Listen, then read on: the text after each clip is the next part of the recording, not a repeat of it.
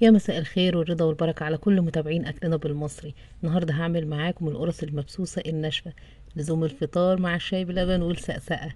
طريقتنا النهاردة سهلة وبسيطة وإن شاء الله النتيجة مضمونة، وإزاي تطلعيها ناشفة مش طرية. يلا بينا نبدأ. في الأول كده بسم الله. هحضر الخميرة وهي عبارة عن كوباية لبن دافي، ممكن نبدلها بالمية الدافية. هحطها في طبق غويط ومعاها كيس خميرة فورية. لو عايرنا الخميرة بالمعلقة يبقى معلقتين كبار ممسوحين خميرة فورية. بعد كده معايا معلقة كبيرة مليانة سكر. هدوب السكر والخميرة في اللبن الدافي أو في المية الدافية. بعد كده هغطيهم بطبق وهركنهم على جنب لحد ما الخميرة تتفاعل. هنا بقى هحتاج المنكهات اللي انا هحطها في القرص، وهي عبارة عن معلقة ينسون ومعلقة كبيرة شمر، ونقدر نزود المقدار ده لو حبينا، يعني ممكن نحط ضعف المقدار ده. انا هحمص اليانسون والشمر على النار عندي هادية.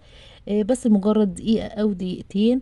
هحمصهم على نار هادية. انا عايزة الرطوبة اللي في الشمر واليانسون تطلع، ياخدوا تحميصة خفيفة او ياخدوا نار هادية بسيطة. وهنا هنشم الريحة العطرية لليانسون والشمر. خلاص كده هنكتفي، نسيبه على جنب يبرد شوية. بعد كده هنحطه في المطحنة ونديله طحنة خفيفة. بعد كده هعاير المادة الدهنية اللي هي عبارة عن كوباية سمنة ونص كوباية زيت. انا هدفيهم على النار، مجرد بس يبقوا دافيين، بس مش محتاجين ان السمنة تقدح خالص. احنا عايزينها تفك كده، لو هي السمنة متماسكة تفك معايا وتاخد حرارة بسيطة.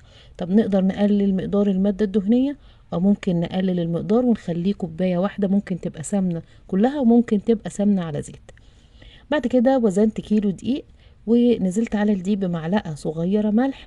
وهنا معايا الشمر واليانسون بعد ما طحنته طحنة خفيفة. بعد كده معايا معلقة كبيرة مليانة سمسم. وهنحط باقي مقدار السكر. احنا استخدمنا معلقة في الخميرة، هنا هنحط 3 معالق كبار سكر، يبقى مقدار السكر كله على بعضه 4 معالق كبار سكر.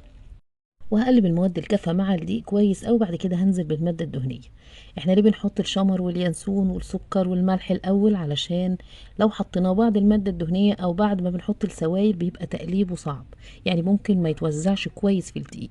فضروري ان احنا نحط المواد الجافة مع الدقيق الأول ونقلبها كويس. بعد كده ننزل بالمادة الدهنية ونبتدي هنا نقلب. انا قلبت المادة الدهنية كده بايديا، بعد كده هبتدي ابس.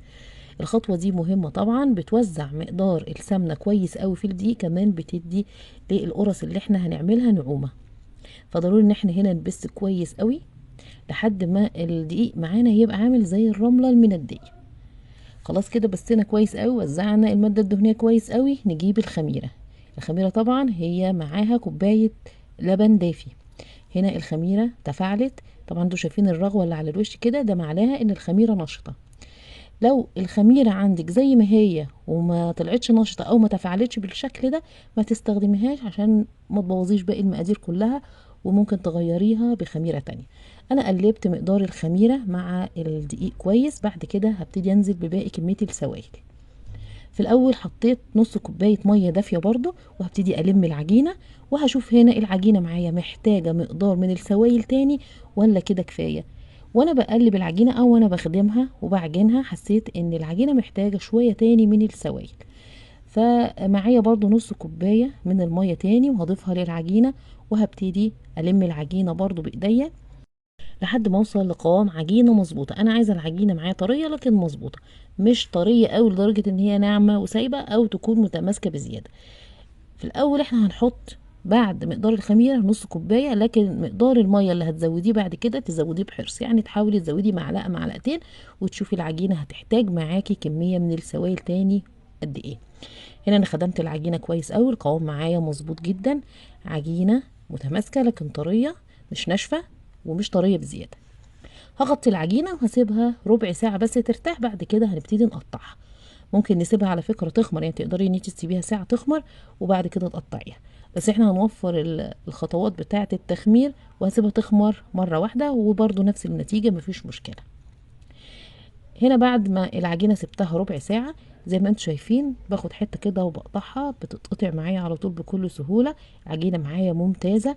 باخد قطعية بالحجم اللي انا عايزاه. انا هعمل قرص بحجم صغير. ببتدي اخد حتة العجين واشكلها واكورها على ايدي، وبعد كده بنعمها وبحطها في الصينية. الصينية عندنا مش مدهونة. ودايما المخبوزات اللي بيكون فيها نسبة كبيرة من المادة الدهنية بنكتفي بالنسبة دي وما بندهنش الصينية لان مستحيل انها تلزق. بالنسبة بقى للسؤال اللي جالي، اقدر اعمل القرص او القراقيش اللي هي بمقدار كيلو دقيق بكوباية سمنة؟ هو طبعا ينفع، بس مش هتطلع بنفس الطعم اللي انت مزودة فيه السمنة. احنا بنستخدم مع القرص او القراقيش مقدار كوبايتين، يعني مقدار 400 جرام، لكن غالبا انا بستخدم مقدار الكوباية ونص، وده بيديني نتيجة حلوة قوي، ما بحسش ان القرص او القراقيش دسمة قوي. لكن مقدار الكوباية هيطلع برضو القرقيش او القرص معاكي كويسة، بس مش بنفس الطعامة اللي هتستخدمي فيها ال 300 جرام، وممكن تطلع معاكي ناشفة شوية. هنا أنا بعد ما خلصت الكمية كلها عملت قطعيات بوزن 50 جرام علشان القرص كلها تبقى بنفس الحجم، رصيتها في الصينية، سبتها ترتاح كام دقيقة، بعد كده ببتدي ان انا افردها. بتبططيها بكف ايدك بالحجم اللي انت عايزاه، ممكن تخليها رقيقة قوي، ممكن تخليها مرتفعة شوية زي ما تحبي، بس كل ما كانت معاكي رقيقة كل ما كانت معاكي مقرمشة اكتر. القرص لو هي عالية قوي قلبها بيكون طري شوية، فدي اول خطوة علشان تطلع معاكي مقرمشة، ما تخليش القرص قلبها عالي قوي.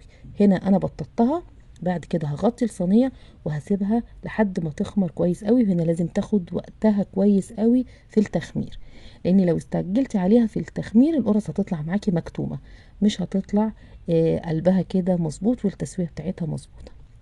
طيب انا هغطيها وهسيبها تخمر وهكمل باقي الكمية بنفس الطريقة. بعد كده هبتدي اعمل فيها نغزة، علشان احيانا وهي بتستوي في الفرن قلب القرص بيعلى ويبقى مليان هواء، فاحنا نديها نغزة بالشوكة او بالعود الخشب كده او بالخلة، بحيث ان احنا ما نديهاش مساحة ان قلبها يرتفع ويملى هواء. هنا خلاص القرص خمرت زي ما انتوا شايفين، هي ارتفعت كده وتضاعف حجمها كده، هي تمام خدت وقتها. هدخلها الفرن. انا اول ما بتختمر وبتاخد الحجم ده بشغل الفرن على اعلى درجة حرارة، وبسيبه لمدة 5 دقايق، انا عايزاه يكون سخن جدا. بعد كده هقلل درجة الحرارة او هظبطها على 170. هنا درجة الحرارة ومدة التسوية هي اللي بتتحكم في القرص انها تطلع ناشفة ومقرمشة او تطلع طرية.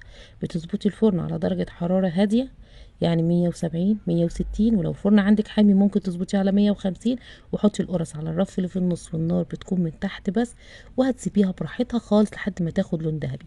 ممكن تقعد معاكي 25 دقيقة، ممكن تقعد معاكي 30، وممكن توصل ل 35 دقيقة، بس هتطلع معاكي ناشفة. هتسيبيها في الجو العادي، اول ما تطلعيها من الفرن ما تغطيهاش ابدا، ما تديهاش بخة مية، الكلام ده كله بيخليها طرية، فهتسيبيها في الجو العادي لحد ما تبرد، هتيجي تقطميها هتلاقيها ناشفة معاكي.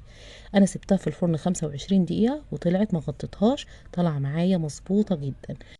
ولو عايزاها طريه اظبطي الفرن على اعلى درجه حراره، هتقعد معاكي وقت قليل، اول ما تطلع غطيها تفضل معاكي طريه. لكن النهارده عملنا احلى قرص ناشفه مبسوسه بطريقه سهله، ان شاء الله لما هتجربوها هتعجبكم جدا. والسلام عليكم.